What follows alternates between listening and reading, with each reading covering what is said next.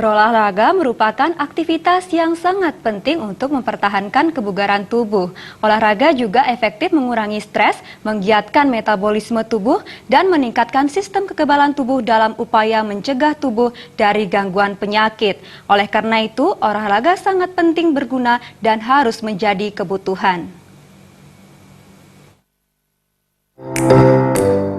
Olahraga adalah kesibukan yang benar-benar utama untuk menjaga kesehatan. Olahraga juga adalah satu tingkah laku aktif yang menggiatkan metabolisme dan meningkatkan sistem kekebalan tubuh dalam usaha menjaga badan dari masalah penyakit dan stres. Oleh karenanya, benar-benar disarankan pada setiap orang untuk melakukan aktivitas olahraga dengan cara teratur, serta terstruktur dengan baik.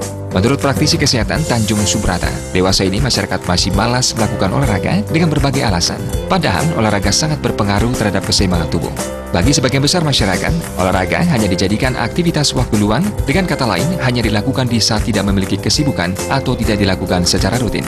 Pihaknya berharap masyarakat mampu merubah mindset bahwa aktivitas fisik atau olahraga adalah kebutuhan.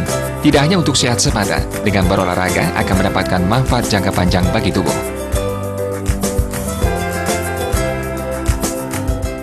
Jadi kembali,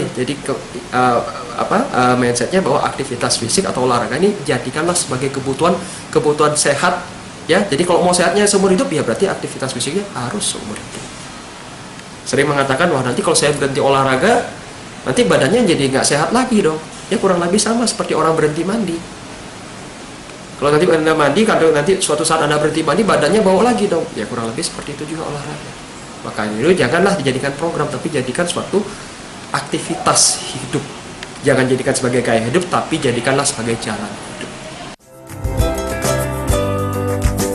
Agar manfaat yang dicapai lebih maksimal, Tanjung Subrata merekomendasikan untuk melakukan 15-30 menit aktivitas fisik 3 kali atau lebih dalam seminggu, serta berbagai kegiatan olahraga lainnya untuk menguatkan otot dan peregangan.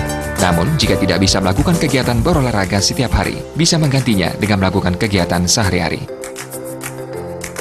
Darta Bali TV.